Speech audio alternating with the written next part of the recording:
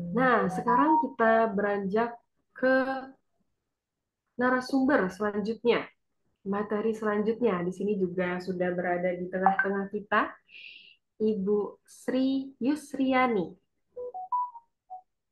Betul ya Ibu ya. Ibu Sri Yusriani ini merupakan WNI di Denmark, teman-teman. Nah, Ibu Sri Yusriani ini juga sudah berada di Denmark 4 tahun ya Ibu ya. Ini tahun keempat betul? Luar biasa, udah tahun keempat. Tapi keluarga sudah di sana sejak tahun 2005. Iya, sudah merantau di luar negeri sejak 2005. Oh, udah mencicip keadaan di luar ya.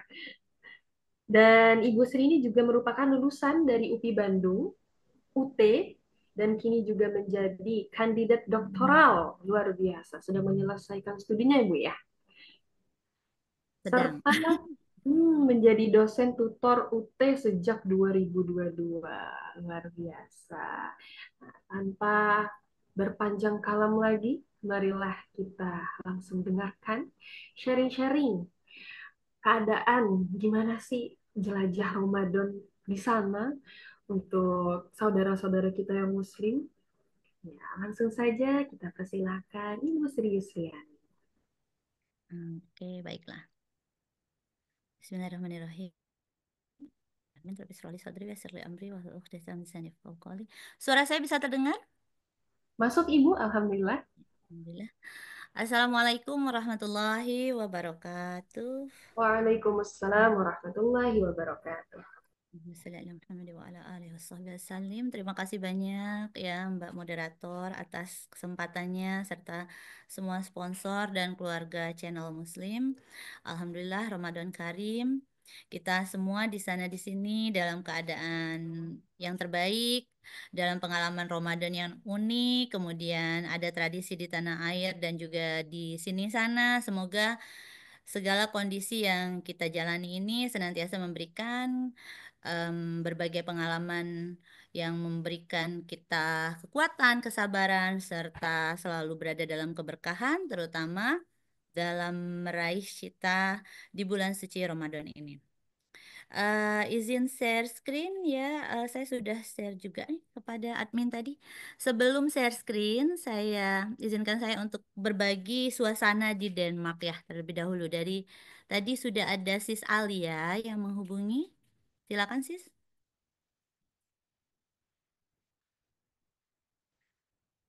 Sudah ada beberapa video pendek kalau suasana di Denmarknya sendiri. Sebentar ya Ibu, sedang sedang proses.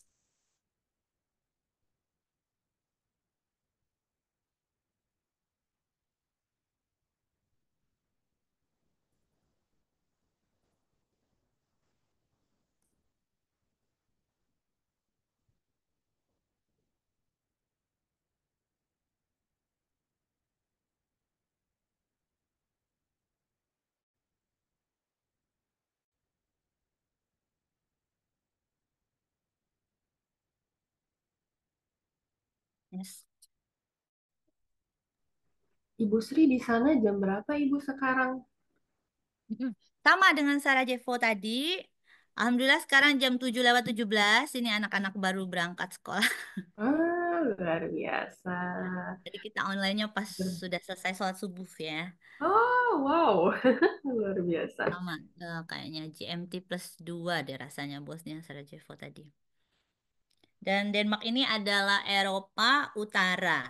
Jadi di atas lagi dari sini ada Iceland, kemudian jadi ada yang tidak bisa apa ya, yang ketika musim panas, panas saja terus, tidak mencicipi malam hari, tidak mencicipi gelapnya malam gitu.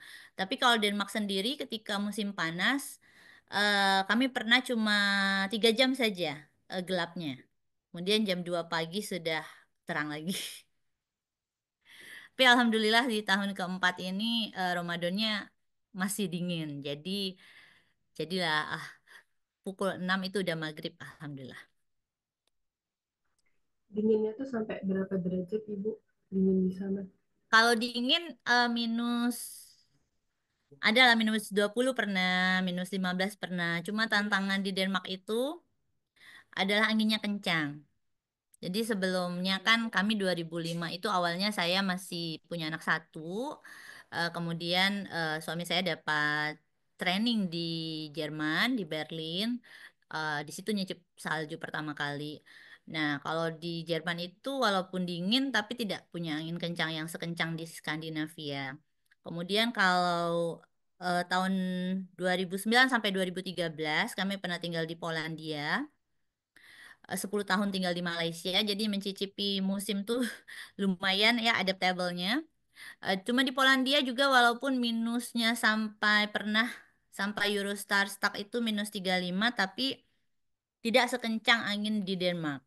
Jadi di Denmark itu tantangannya yang paling besar itu memang anginnya kencang sekali. Jadi walaupun kadang tidak minus kayak sekarang pagi ini mungkin cuma 3 derajat, 2 derajat, tapi kita harus pakai jaket tebal. Anginnya kencang banget. Jadi ada beberapa tadi yang saya temukan di file HP, silakan di-share kalau udah ada itu sis. Beberapa menit gitulah. Beberapa detik ya kali beberapa detik tadi video ada beberapa suasana di Denmark untuk bisa dilihat. Apakah udah bisa? Oh, Masya Allah. Ini udah terlihat kalau di saya. Lagi loading.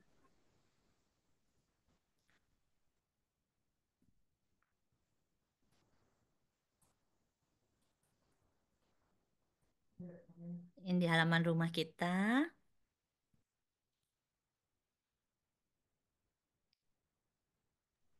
Berasa lihat ini ya, film Disney gitu ya, Bu ya. Film Frozen gitu, Masya Allah. Ya, ada apa lagi ya tadi?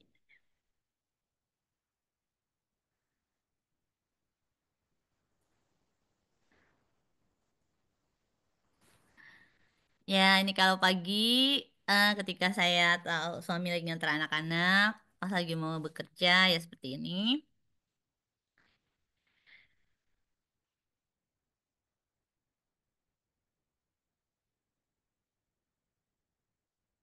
Ini gambarnya aja ya. Jadi ada suara-suara asli. Biasanya kalau suara aslinya ada suara angin kencing, apa angin kencangnya tuh wush wush wush gitu. Ini ya, dia rekan-rekan ini dari atas rumahnya Brother Adam waktu kami komunitas Muslim ada pengajian di sana. Ini di kota Aarhus, sedang musim panas kemarin. Ini anak pertama saya dan anak yang bungsu. Ini Abang Azam. Dan yang paling kecil tuh Abdullah Sabik Ramadan. Dia juga lahir di bulan Ramadan. Abang Azam sekarang di Southern Denmark University di jurusan Software Engineering. Baru tahun pertama. Dan adiknya sekarang di kelas 1B di Festus College. Semuanya berbahasa Danish.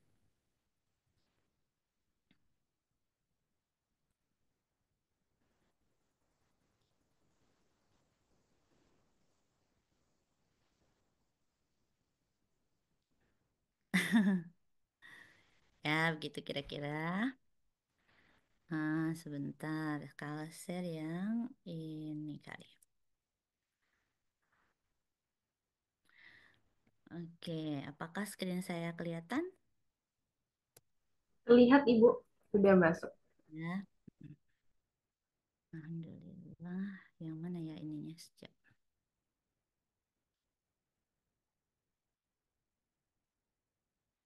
Oke, terima kasih banyak. Ini jelajah Ramadan, gaya hidup halal mancanegara.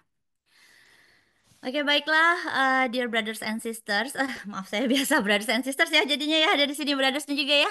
Gak apa-apa Ibu. Ya, Namanya aja. Ramadan in Denmark. Jadi saya namanya Sri Yusriani Syamsuri, berada di Greenstilt, Denmark. Saya sendiri ada part-time job di sini sebagai supply chain in management di FK Distribution sekaligus menjadi pengajar refugees di ICRC atau Palang Merah Internasional part-time 2 kali 1 minggu. Kemudian kemudian saya mesti menyelesaikan Doctoral of Behavioral Organization, Human Resource Management di Graduate School of Business, University Science Malaysia. Sehingga baru kemarin tiba dari Penang, transit ke Schiphol, Netherlands, dan sampai lagi di Greensted Billund ini, Denmark, dengan perbedaan 6 jam, sama dengan Sarajevo tadi. Kalian di waktu Indonesia Barat pukul berapa? 13 ya? 7 tambah 6, 13 ya? Udah mau 13.24. udah mau setengah dua. Betul. Kalau kami 7.24 pagi. Nah, ini paling paling terkenal adalah suasana Denmark seperti ini, ada sepeda. Dan tadi dari video-video tadi seperti inilah kami. Denmark itu terkenal dengan Denmark is Lego, Lego is Denmark ya. Dan Abu Azam sendiri kerja sebagai leader of teknologi SAP di Lego Family di sini. Jadi 10 kilometer dari rumah. Dan ini beberapa community ya. Jadi Denmark itu terkenal dengan orang-orangnya, kalau orang pribumi Denmark itu benar-benar menghargai privasi, tapi juga selalu join komunitas. Ya, jadi dari sebelum pandemik pun sudah terbiasa, misalnya saling berkenalan itu misalnya sesama pencinta bola voli, sesama pencinta catur, sesama pencinta hiking gitulah. Jadi semuanya berkenalan dari komunitas-komunitas. Untuk itulah jika sahabat-sahabat misal ya, misal menyukai aplikasi online yang misalnya belajar bahasa asing ya. Saya sendiri adalah guru di HelloTalk dan ikut juga kadang-kadang di Duolingo waktu itu, tapi yang paling aktif adalah HelloTalk. Di language exchange itu paling jarang orang Denmark, karena orang Denmark itu tidak suka banyak-banyak waktu untuk online. Juga yang di Reels Facebook atau Instagram itu juga jarang banget orang Denmark. Apalagi ber-WhatsApp pria, karena orang Denmark itu lebih suka bertatap muka. Jadi community empowerment itu sangat kencang di Denmark. Jadi apapun komunitasnya, walaupun mereka punya apa ya, planning-planning itu agak lebih lambat, slow, santai, tapi mereka suka bersama-sama mengerjakannya. Karena pendidikan di Denmark itu tidak mengadopsi dari Cambridge, tidak mengadopsi dari Amerika, tapi mereka punya kurikulum sendiri, dan kurikulum yang diutamakan itu adalah discussion and collaboration. Ya. Kemudian jadi paling puncaknya adalah selalu berempati ya. Jadi di sini anak-anak sudah diajarkan dari misalnya anak saya yang bungsu ya, sudah diajarkan setiap hari Rabu ada kegiatan dari pagi sampai siang bersepeda keliling kota Greenstill, kemudian ke hutan-hutannya, sehingga dalam 1 tahun berjalan itu dia sudah hafal peta kota dia sendiri. Ya, jadi naik sepeda sehat dan sudah hafal kotanya sendiri. Baiklah, slide selanjutnya adalah pengalaman menjalani Ramadan di Denmark. Jadi kami karena dari 2005 sudah terusir dari Indonesia lah ya, sudah terusir dari Indonesia, kemudian menjalani di beberapa negara. Qadarullah saya pernah beberapa cerita suka saya sharing juga ya, termasuk di channel Muslim. Kami pernah menikmati di South Africa, 1 tahun juga di Kuwait. Kemudian short term lah di Thailand, dan paling lama itu di Malaysia memang 10 tahun. Jadi kalau di Denmark sendiri sebenarnya kalau dibandingkan yang paling dekat pengalaman kami adalah di Polandia. Di Denmark lebih bagus dalam hal kegiatan karena di Polandia waktu itu harus merintis banget, susah untuk mencari masjid ya. Ada 7% Muslim dan officially Denmark tidak mengakui agama. Di KTP kita tidak ada agama apa tidak ada. Tapi mereka menghargai kebebasan dalam menjalankan kegiatan beragama. Jadi misal ya kalau waktu sudah di tempat kerja kami mengatakan ini jam sholat, ya udah kami menggunakan ruangan mana sajalah gitu yang bisa dipakai sholat. Kemudian kalau kayak untuk bapak-bapaknya Abu Azam waktu tiba di Denmark melihat banyak ruang Lego kantor itu office-nya kosong. Kemudian dia buat appointment pukul sekian sampai pukul sekian, pukul sekian sampai pukul sekian, termasuklah hari Jumat. Dia buat appointment ini akan saya pakai untuk ruang sholat gitu. Jadi ada beberapa brothers, misalnya 7 orang, 8 orang, walaupun dari divisi yang berbeda, jauh-jauh ya soalnya gedungnya. Kemudian ngumpul juga akhirnya untuk kita tempat satu ruangan sholat itu dan itu tidak masalah bagi mereka. Dan ini yang waktu kumpul adalah bulan lalu keluarga Muslim Indonesia yang ada di Aarhus. Ya, jadi Denmark itu ada seperti apa ya, Julen, Sulen, tiga. Jadi kayak terbagi 3 lokasi yang ada selatnya. Ya, jadi kalau kami ke Copenhagen, pronunciasinya Copenhagen ya. Teman-teman di Indonesia suka nyebut Copenhagen. Padahal Copenhagen. Copenhagen itu dari Billund tempat saya ini sekitar 4 jam nyetir. Jadi melewatin itu juga lautan yang kami sebutnya selat dan naik kereta api juga melewatin itu dan suasananya mungkin lebih berbeda daripada di sini karena di sini itu kota kecil sekitar 6.000 saja populasinya. Bisa kebayang ya 6.000. Jadi kalau saya sharing foto-foto suka Mbak Indah atau Mbak Alia nanti lihat foto-fotonya itu kok sepi gitu. Memang begitu gitu dan anginnya kencang jadi orang nggak akan keluar kalau nggak penting-penting banget gitu. Jadi untuk kita yang orang Indonesia sini kumpul 1 bulan 1 kali itu perjuangannya tuh lain kayak kita Indonesia ya mungkin komunitas Bekasi Jakarta gitu ya paling enggak kita kalian naik transportasi umum atau bersama-sama dalam satu kendaraan itu mungkin 1 jam ya 1 jam setengah kalau kami harus nyetir 3 jam gitu 4 jam atau naik bus 2 kali 3 kali gitu studentsnya jadi kita memang beda-beda kota kumpul di sini sebulan sekali itu karena kepengen banget ketemu sesama orang Indonesia Muslim.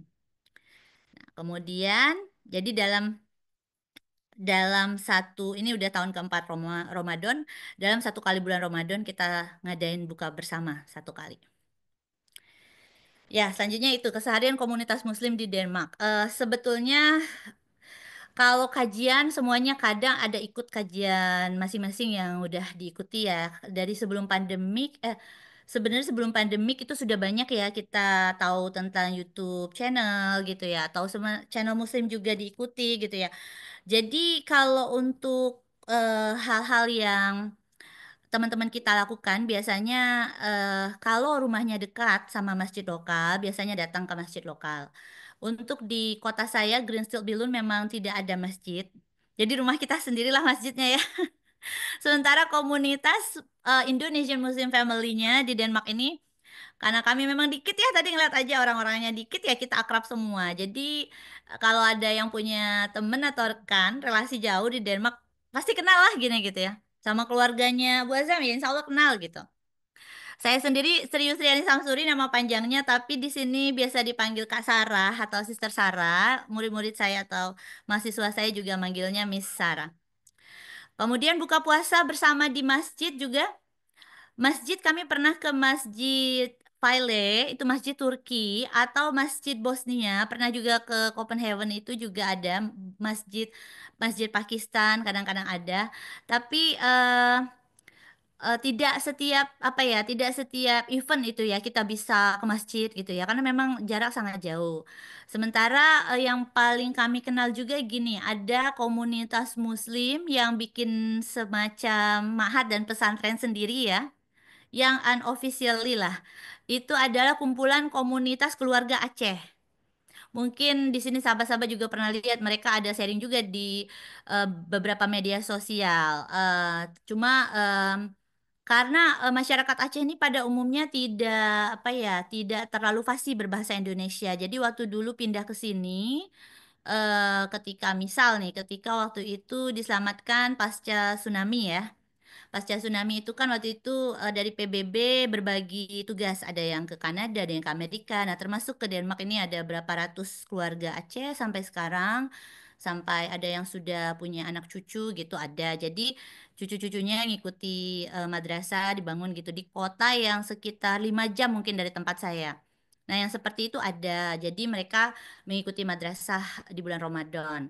Kemudian kalau anak-anak orang Indonesia sendiri yang seperti kami misalnya pure ya orang Indonesia asli atau yang pernikahan campuran orang Indonesia nikah dengan orang asing atau orang Indonesia nikah dengan Denmark lokal di sini biasanya mereka berbaur dengan masjid lokal juga gitu. Jadi semuanya berusaha untuk beradaptasi lebih baik dan khusus Ramadan ini yang paling diandalkan adalah digitalnya ya. Kami menggunakan misal Islamic Calendar, Halal Taya gitu ngelihat waktu-waktu sholat kapan gitu ya. Terus melihat jadwal ketika apa sih ketika ada event apa gitu melihat jadwalnya di situ. Jadi yang diandalkan adalah digital ya, digital era sekarang.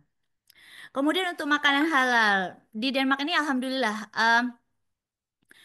walaupun bukan Ramadan, Denmark ini sudah menerapkan karena dia sangat menghargai ya dari pemerintahnya kan tersistem banget, sangat menghargai perbedaan. Jadi otomatis sampai sekarang pun dari pihak Erasmus dan Uni Eropa juga menghargai diversity itu. Jadi kalau kita mau ke restoran manapun ada pilihan-pilihannya, termasuk misalnya mencari halal food itu dikasih tahu sama petugas restonya. Kemudian yang vegetarian ada, yang khusus dietnya apa gitu ada. Jadi kalau di Denmark itu tidak susah ya mencari daging halal itu ada di supermarket ada. Kemudian kalau saya ngobrol-ngobrol sama sahabat-sahabat lain yang sudah lebih lama tinggal di sini, kan ada yang sudah 15 tahun, 16 tahun, itu rata-rata tidak ada kerisauan dalam menikmati makanan halal di bulan Ramadan.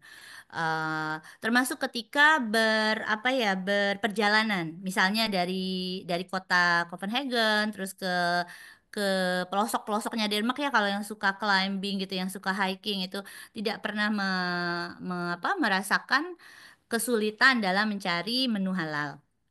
Kemudian ketika berhari raya, kalau berhari raya itu, kalau kami dalam 4 tahun ini, hmm, waktu itu dalam tahun pertama itu ada di KBRI kita ya, di embassy kita di Copenhagen itu ada, kemudian Abu Azam sebagai imamnya waktu itu 2 tahun berturut-turut dan kemudian tahun kedua itu kalau Idul Adha ketika kami berhaji ya kami dapat rezeki hajinya dari Denmark ini loh 2023 karena tidak ada antrian dan kemungkinan itu di Eropa itu masih Denmark aja dia nggak ada antrian karena teman-teman di Jermani ada antrian di Belanda apalagi, tapi di Belanda lebih sedikit lah dari Jerman. Yang paling banyak antrian kan di France ya, di Perancis banyak banget masih antrian. Tapi di Denmark itu alhamdulillah bisa waktu itu langsung satu kali buka dengan nusuk itu, dengan aplikasi nusuk. Yang paling crucial itu adalah sesi ketika kita mesti membayarkan biaya hotel karena itu tidak bisa diwakili oleh si pihak agensi nusuknya. Jadi itu yang bisa saya share dan teman-teman sampai sekarang itu biasanya paling banyak bertanya itu ya karena untuk haji itu spesial banget di Denmark kemarin itu Masya Allah super super super super satset gitu loh cepat lancar dan ternyata tidak ada antrian. Nah kemudian untuk tadi sholat Id dan silaturahmi. Jadi selain KBRI itu tadi ya yang komunitas Aceh setiap tahun setiap Idul Fitri Idul Adha itu rame ngadain ngadain acara terutama untuk menyenangkan anak-anak. Kemudian kalau kami tidak ke KBRI pernah tapi berarti waktu itu ke Masjid Turki yang ada di Aarhus atau di kota File. Dan itu pun memang rame banget. Jadi mungkin ya kalau kalau kita kan biasanya tetap tidak ada cuti ya. Di sini di Denmark mengikuti cuti kalender pemerintah. Dan kalender pemerintah artinya sesuai yang ada di sini gitu. Jadi biasanya cuti ya summer holiday, cuti musim panas, kemudian cuti yang libur Eastern itu Paskah, kemudian cuti yang cuti yang akhir tahun ada Natal dan Tahun Baru kemudian ada yang short term itu yang 1 minggu cuti musim dingin dan musim gugur 1 minggu aja sebelum ada bazar yang besar di sekolah masing-masing jadi untuk yang tidak cuti biasanya rekan-rekan kita muslim itu ngambil cuti jauh-jauh hari supaya bisa sholat Id sehingga di masjid-masjid biasanya memang sampai ke wilayah lapangan dan parkir-parkiran jadi tetap ya kelihatan rame kalau kita sudah ke masjidnya itu gitu loh. Dan saya pernah mencicipi Masjid Ohus dan Faile, ternyata area dekat masjid ada pasar muslimnya juga. Jadi di pasar muslim itu ya kita bisa enjoy dengan makanan-makanan biasanya makanan makanan Arab Egypt dan makanan Maroko. Begitu ya sahabat-sahabat villa. Nah, ini adalah khasnya Denmark yang di dekat rumah. Jadi ini adalah taman di Lego, kemudian taman bermain. Semua wilayah Denmark ada taman bermain. Dan semua sekolah, semua universitas, semua rumah sakit dan seluruh organisasi di Denmark ini selalu ada sudut yang menyediakan wahana permainan anak-anak serta ada Lego di dalamnya. Dari saya, thank you so much. Mari kita diskusi. Eh, kalimat saya saat ini, Ramadan di negeri orang mengajarkan kita arti sabar, syukur, dan kebersamaan dalam perbedaan. Dan cahayanya tetap menerangi dimanapun kita berada. Meski jauh dari tanah air, semangat Ramadan tak pernah pudar. Setiap sujud, setiap doa adalah pengikat hati dengan Sang Pencipta kita. Puasa di negeri empat musim mengajarkan keteguhan. Dan semoga saudara-saudari semua raih cita keberkahan Ramadan dan optimal. Assalamualaikum warahmatullahi wabarakatuh. Waalaikumsalam warahmatullahi Waalaikumsalam warahmatullahi wabarakatuh. Masya wabarakatuh. Allah. Close opening yang luar biasa dari Ibu Sarah. Saya panggil Ibu Sarah aja ya. Dari Ibu Sarah atau Ibu Sri. Sampai tadi komennya pada ini ya. Kabur yuk untuk kota haji ke sana. Iya, Ya, hashtag kabur aja dulu. jadi sistemnya mengajarkan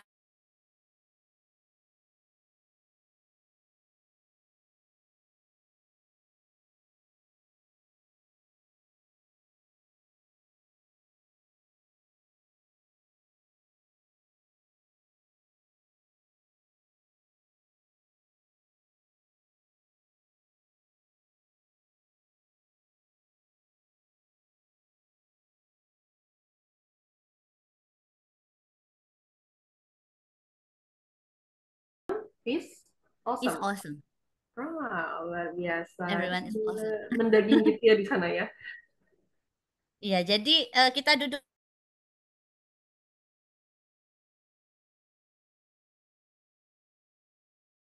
tidak ada yang miskin sih semuanya. Santai aja semuanya. Jadi macam apa ya, pokoknya tidak ada gap yang sejauh itu di Indonesia gitu lah ya. Jadi kalau di sini kelihatan perbedaan begitu dan mungkin tidak seperti negara Eropa kebanyakan, tapi memang rata-rata Skandinavia tidak punya gap seperti itu. Jadi ketika misal ada standar level pekerjaan tertentu, udah deh sama aja segitu, merata. Jadi kalaupun ada yang saya sebut anak muda yang part-time job sekian jam, dengan kita mungkin yang udah dewasa, kemudian sudah jadi manajer gitu ya. Ternyata itu kalau kalau ada yang apa memberikan reviewnya gitu, misal transparansi tentang job desk-nya atau tentang salarinya, benefit pekerjaannya di organisasinya, ternyata itu tidak terlalu jauh berbeda. Di Denmark seperti itu, yang tidak dirasakan oleh beberapa negara Eropa lainnya. Yes, saya kembalikan kepada Mbak Moderator. Siap, Ibu. Rasa banget ya perbedaannya ya. Oke, langsung saja kita beranjak ke sesi diskusi. Oh, ini menarik juga nih. Ada hashtag kabur aja dulu dari Ibu Tenri M. Putri. Izin Kak Sarah menanggapi fenomenal kabur aja dulu. Lebih enak dan betah puasa di Denmark atau di Indonesia? Gimana, Ibu? Ah, saya sebenarnya tidak tahu banyak ya kalau soal hashtag-hashtagan ya. Saya belum liatin online-onlinean. Makanya saya minta maaf tuh kemarin sama Kak Indah. Ini saya belum bisa forward-forward ini kan kata saya kan gitu. Cuma menanggapi sedikit, ternyata itu ada hashtag yang baru terlihat kabur aja dulu. Namanya juga hashtag ya. Jadi em, aplikasinya nanti seperti apa itu kan tergantung masing-masing pribadi. Kalau ditanya tentang apa ya puasa puasa yang paling enak lebih betah di Indonesia atau Denmark ya sebenarnya sama saja sih. Kalau di Indonesia sebetulnya memang atmosfer ya suasana Ramadan itu sangat terasa. Kalau kita mengulas balik apalagi masa-masa kita kecil ya sama-sama teman-teman bangunin orang sahur gitulah ya. Saya juga mencicipi masa kecil di dekat masjid. Jadi banyak pilihan takjil sama-sama apa bapak-bapak ibu-ibu yang di masjid-masjid itu bareng-bareng bagi-bagiin orang takjil itu adalah kenangan indah tersendiri kita di Indonesia. Dan puasa di Indonesia itu kan lebih pendek ya, jadi sekitar 13 sampai 14 jam ya. Jadi mungkin secara fisik itu lebih ringan. Tapi godaannya juga lebih besar ya. Saya rasa sama aja di pinggir jalan juga kan banyak makanan-makanan sebenarnya. Dan aktivitas untuk membatalkan puasa juga apalagi kalau belum kekeh gitu, belum teguh gitu urusan di hati kita ya tetap aja godaan banyak. Nah, kalau di Denmark sendiri itu puasa tentu saja lebih panjang. Jadi harus strong, stamina harus lebih strong. Kalau keluar-keluar aktivitas walaupun musim dingin ya nggak kayak panas-panas di Indonesia keringetan gitu kan. Tapi sama aja di sini tantangan juga tetap ada. Jadi Ramadan ketika tahun ini aja nih enak ya. Agak enakan gitu 17-an jam karena kayaknya dari jam 6 tadi 13-14 jam juga deh sekarang. Karena kami tadi selesai sahurnya jam 5-an ya. Sementara jam 6 lewat 10 nanti sudah maghrib. Sementara kalau kemarin-kemarin pas musim panas 19 sampai 20 jam. Itu memang stamina harus terjaga memang sampai kering banget. Sampai bibir juga mengelupas itu udah biasa. Em, dan suasana Ramadan tidak sehidup gitu ya di masyarakat Indonesia. Jadi apa yang harus kita lakukan? Kita harus lebih mandiri, menjaga bagaimana diri kita dan keluarga kita menjaga suasana itu, ya, menjaga semangat beribadah itu gitu. Jadi dengan kitanya sendiri yang sudah kekeh teguh gitu ketika ada godaan-godaan dari luar ya kita sendiri juga bisa apa ya imun gitu ya. Terus di Denmark juga asiknya godaan itu eh, lebih sedikit ya untuk makanan jajanan kan di siang-siang memang nggak ada jajan-jajanan. Terus cuaca memang lebih sejuk walaupun musim panas tuh nggak sepanas kayak gimana di kayak Jakarta kita tuh nggak kayak di Tangerang tuh enggak. Jadi sepanas-panasnya waktu itu ya 24 derajat lah ya. Dan anginnya tetap kencang kata saya. Jadi di Denmark itu tetap sejuk. Jadi memang begitu aja. Dan tergantung perspektif kita masing-masing. Ketika memang merindukan suasana Ramadan yang meriah ya tentu ada vibes ya, vibesnya Indonesia banget. Tapi untuk ketika kita memang disuruh Allah untuk menjalani tantangan di mana misal tadi di Sarajevo ya atau di teman-teman daerah lain termasuk di Denmark ini ya artinya Allah sedang memberikan ujian keimanan juga untuk memiliki ketahanan diri yang lebih besar. Seperti itu dari saya. Masya Allah. Oke. Begitu ya penjelasannya Ibu Ibu siapa tadi? Ibu Tenri ya yang nanya. Beranjak ke pertanyaan selanjutnya ini saya izin pilih ya teman-teman. Dari Ari, Pak Ari. Apakah ada tantangan atau salah, bukan itu saya mau nanya. Tadi saya udah nandain. Yang pertanyaan pertama, bagaimana masyarakat Muslim di Denmark memastikan produk kosmetik, obat-obatan atau barang konsumsi lainnya sesuai dengan prinsip halal? Hmm. Oh iya, kalau di Denmark itu karena orangnya gini loh, di Denmark itu orangnya sangat sesuai SOP. Ya, jadi bisa dibilang textbook banget. Makanya kalau kami menjalankan apa pembelian-pembelian apa ya, itu sangat kami sudah percaya. Jadi misal ya, kami yang komunitas Muslim ini udah sharing ya, merek apa saja. Kemarin kita tahu misal ada banyak eh, produk kosmetik atau bukan kosmetik aja ya, tapi yang juga biasa dikonsumsi sayuran, kurma, itu ada yang dari negara Zionis gitu ya. Tapi kita udah tahu nih, yang ini dari negara Zionis, jadi tidak kita beli. Dan kita gunakan kemarin ada salah satu penelitian saya yang dimuat di jurnal IAIN Banten. Di penelitian saya itu tentang aplikasi namanya Halal Taye. Halal Taye tulisannya tuh TAG. G di sini dibaca seperti Y gitu di Denmark ya. Tadi D dibaca seperti huruf L, Green Stilt ya. Padahal Green Stilt ya ngelihatnya. Jadi hal tayo itu ketika kita klik aplikasinya, kita lihat juga sama seperti salah satu aplikasi yang aplikasi No Thanks ya. Ada aplikasi No Thanks kan untuk boykot. Nah, di situ kita lihat nih produknya benar-benar ada apa? Tidak ada unsur yang haram gitu. Jadi kita bisa memilih. Tapi mayoritas sih kalau kita sudah sharing nih, beberapa sister sudah saya wawancara kemarin dan teman-teman yang brother yang sama-sama dulu perjalanan haji juga saya wawancara. Mereka biasanya nih, misalnya sahabat kita yang orang Turki ya, mereka beli sabun, beli apa di kedai kedai Arab gitu. Kemudian kalau beli eh yang kalau kita kan biasanya pakai produk itu ya setia ya sama produk itu gitu. Nah, kalau di sini ya udah ketika cocok sama produk yang tadi, ya kita beli aja di situ tadi. Jadi kita nggak main coba-coba yang yang kemudian juga harus capek-capek juga ngelihat ini enggak ya bahannya gitu. Kita nggak seperti itu.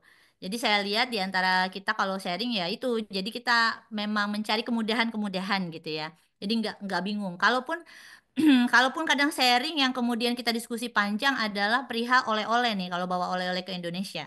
Nanti saudara-saudari kita Indonesia tuh suka bertanya nih. Misalnya kan oleh-olehnya permen atau coklat atau apa. Nah, itu kan diliatin gitu, ingredients-nya bla bla bla bla bla bla. Nah, padahal ketika kita cek dengan bahasa Denmark pun ada yang lokal Denmark. Masyarakat Denmark ini loh sangat apa ya? Sangat menghargai produk lokal. Jadi don't worry banget itu. Jadi ketika saya pakai sabun-sabun lokalnya Denmark itu dari seperti kita di Indonesia tuh UMKM. Jadi sabunnya itu busa semua. Kayak kita pernah ya teman-teman dulu kalau SMA apa di klub kelompok ilmiah remaja kita pernah buat sabun ya. Nah itu aja dari dasar-dasar yang sangat dasar banget tidak kita udah yakin kan apa yang bahan yang kita buat sendiri itu nggak ada campuran-campuran yang aneh-aneh. Dan di Denmark ini sekarang gelatin itu ditulis gelatin apakah dari pork atau gelatin yang dari sapi. Dia tulis di situ. Makanya biasanya coklat saya bawakan teman kan tidak ada kode halalnya, tapi saya bawakan teman-teman itu eh, confirm dengan bahan-bahan soya lecithin. Kenapa saya percaya? Itu karena semua di Denmark ini pabriknya gitu selalu ada inspeksi mendadak dari tim Kementerian Kesehatannya. Misal beberapa tahun yang lalu sama yang tahun kemarin gitu ya, ada toko milik Amerika yang ditutup karena dia itu pas di pemeriksaan apa inspeksi mendadak memang tidak sesuai dengan apa yang diterapkan pemerintah Denmark. Jadi mereka didenda dan mereka ada hukuman langsung ketat, ditutup dan lain-lain sebagainya. Jadi orang di sini untuk registrasi perusahaan gitu, untuk kita punya usaha lumayan mudah untuk urusan prosedurnya, nggak panjang-panjang gitu ya kalau kayak di tanah air. Tapi juga mudah untuk tutupnya kalau tidak mematuhi peraturan. Jadi makanya saya percaya dengan produk lokal juga di sini gitu ya. Jadi untuk alhamdulillah untuk pilihan yang tadi untuk kalau kata orang skincare atau apa ya. Nah, Kodarolo ini saya punya kakak kan dulu kakak saya eh dosen di Universitas di Kupang. Jadi dia dulu pernah meneliti tentang skincare dan dia pernah berpesan sama saya, ini dek kalau di Skandinavia itu bagus-bagus bahannya. Karena saya waktu itu tinggal di Polandia dan mungkin rekan-rekan ada nih yang pelanggan produk yang pernah dibawa dari Polandia. Padahal rata-rata itu produk memang punya bahan-bahan dari pork. Jadi saya nggak pernah waktu di Poland saya nggak pernah beli-beli misal aja yang kayak lipstick atau lip gloss ya gitu saya nggak berani belinya kalau itu buatan Poland karena saya tahu memang Poland produk porknya banyak sekali. Tapi kalau Denmark dia memang benar-benar ada pemisahan. Oh ini nggak boleh eh, pakai dari pork gitu. Jadi mereka disiplin untuk menerapkan itu gitu. Karena itu tadi ya saya melihat seketat itu mereka di sini. Jadi ya saya percaya. Ya insya Allah seperti itu. Dan selama ini ya aman-aman aja juga makainya. Jadi nggak yang ini loh Mbak, nggak yang bertele-tele harus pakai produk ininya gitu loh ya. Nggak banyak-banyak begitu. Jadi kalau produk yang cuci muka udah cuci muka bersih selesai gitu. Untuk pelembab bibir satu kali selesai gitu. Jadi nggak cuma baris-barisan produk tuh tidak. Dan itu alhamdulillah di sini dibuat simple dan masyarakat percaya gitu. Memang percaya sama pemerintahnya ya dengan ketatnya aturan tadi. Insya Allah seperti itu. Insya Allah. Semoga Indonesia segera menyusul ya teman-teman. Amin. Masya Allah luar biasa. Masih ada nih waktu sedikit lagi. Dari Pak Eko Priyono. Apakah ada kendala dalam mendapatkan bahan ajar atau referensi akademik di Denmark, terutama bagi mahasiswa yang terbiasa dengan sistem pendidikan di Indonesia? Nah, ya gimana itu, Ibu? Ini kalau kita ngobrol-ngobrol sama studentsnya, rata-rata ya otomatis kalau sudah berada tidak di Eropa saja sih, ketika berada dalam level pendidikan yang lebih tinggi, ketika masih di Asia pun, yang ambil S2, S3 ke sini, mesti ingat bahwa kan apa-apa harus dibaca dengan apa? Dengan detail ya. Jadi kita semua harus belajar sendiri, menggali data sendiri, ngebaca sendiri, nggak banyak tanya-tanya ke sana sini. Jadi begitupun kalau saya sharing sama beberapa students di sini, ya rata-rata seperti itu. Ketika dia dapat, misalnya dia udah dapat nih offer letters dari university mana, ya kemudian dia dikasih guidelines-nya ya, guidelines ketika registrasi, guidelines ketika tiba di Denmark, guidelines ketika membuat pengajuan pengajuan project proposal penelitian atau guidelines lagi tentang pengajuan beasiswanya gitu.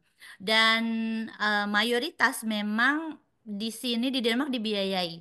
Jadi ketika kayak saya sama suami istri misalnya sudah bekerja di sini, teman-teman lain pun yang misal punya suami orang asing di sini, kemudian dia juga ya tapi pokoknya anak jadi pendidikannya adalah bayaran pajak kita. Besar loh pajak kita itu.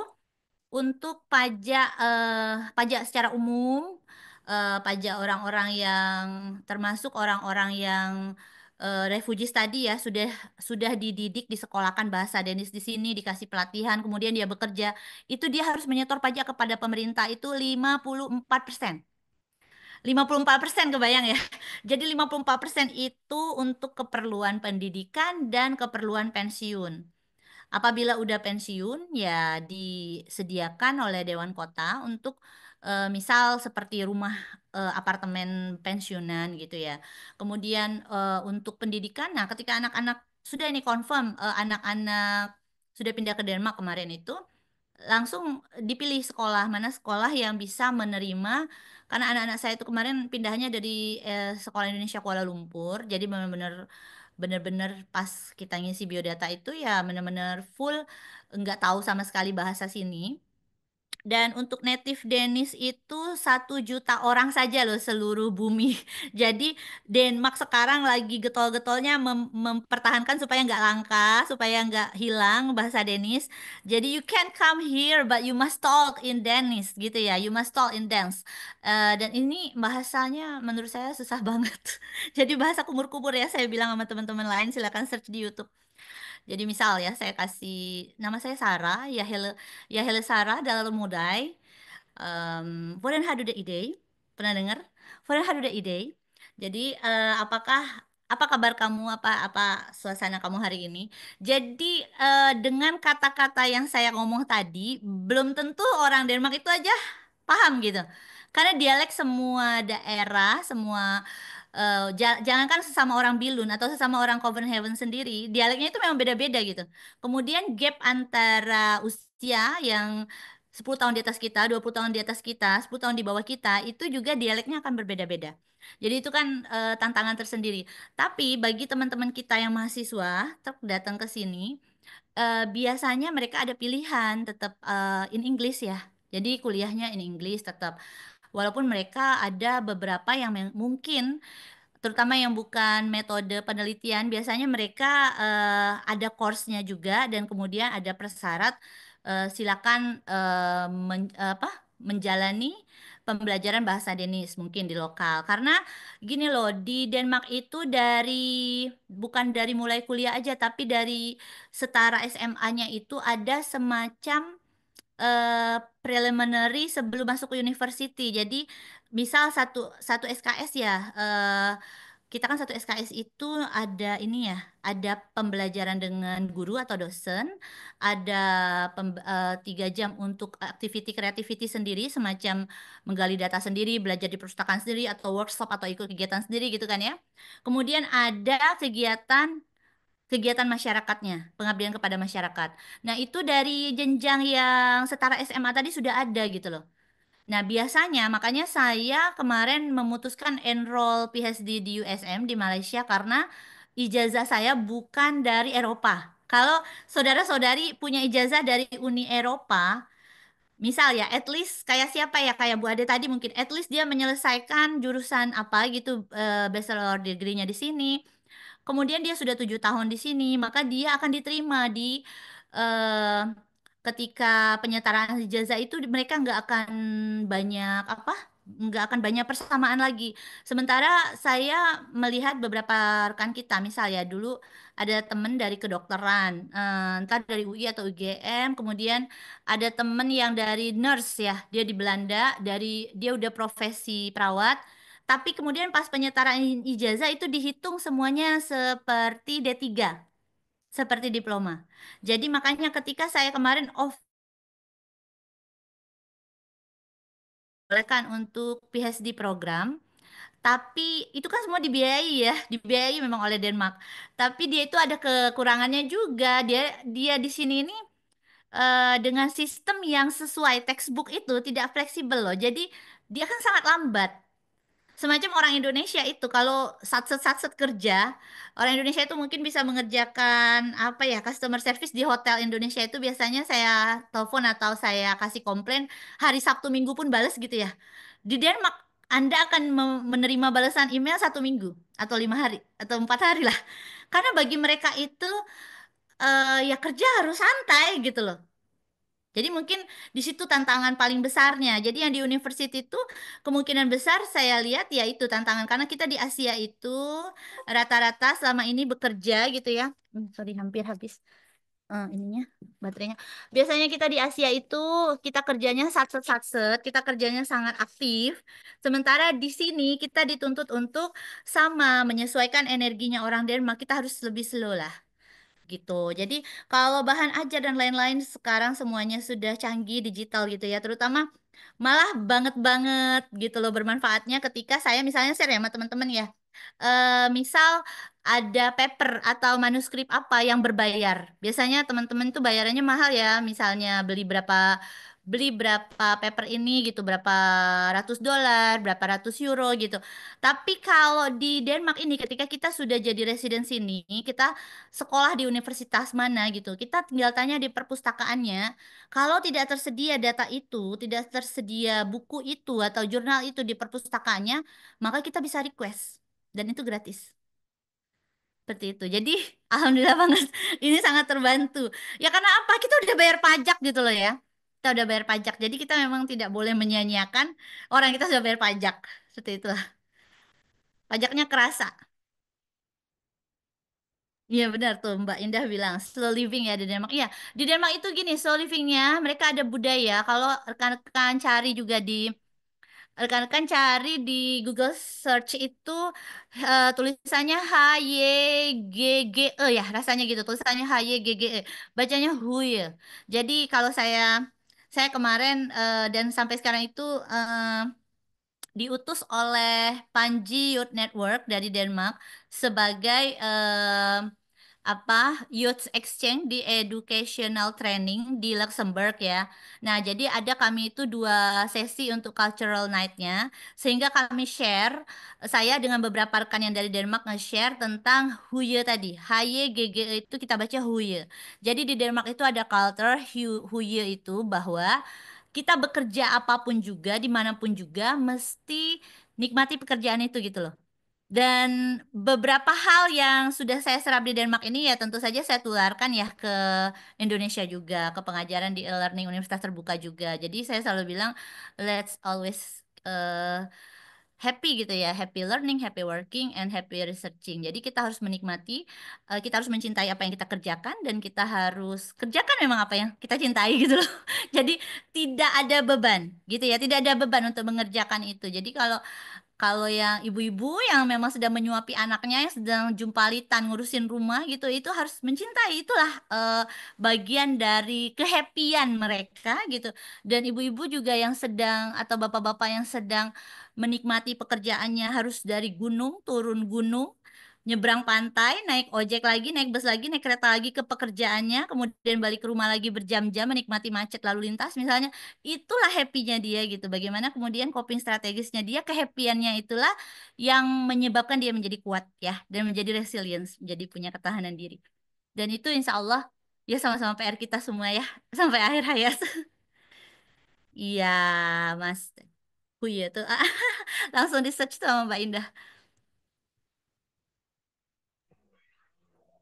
Luar biasa. Semoga kemajuan-kemajuan yang ada di sana cepat menyusul ke Indonesia ya, Ibu ya. Amin, Tergiur amin. dengarnya, tergiur. Luar biasa, Masya Allah teman-teman. Tidak terasa sudah dua narasumber yang kita dengarkan pada siang hari ini. Sebelum kita beranjak ke narasumber selanjutnya yang sudah berada juga di tengah-tengah kita, di sini ada Syekh Abdul Karim. Kita foto bersama dulu ya, bersama Ibu Sri. Boleh untuk admin bersiap, saya izin hitung mundur ya. 3, 2, 1. Oke, sekali lagi untuk gaya bebasnya. 3, 2, 1. Oke, Alhamdulillah. Terima kasih banyak. Alhamdulillahirobbilalamin ya. Syukron Terima kasih jazakumullah kembali khairan. Ibu. Jazakillah khair. Semoga Allah Allah melindungi Ibu selalu bersama barakallahu keluarga. fikum. Amin ya Rabbal Alamin. Izin lanjut ke narasumber selanjutnya ya Bu ya. Oke.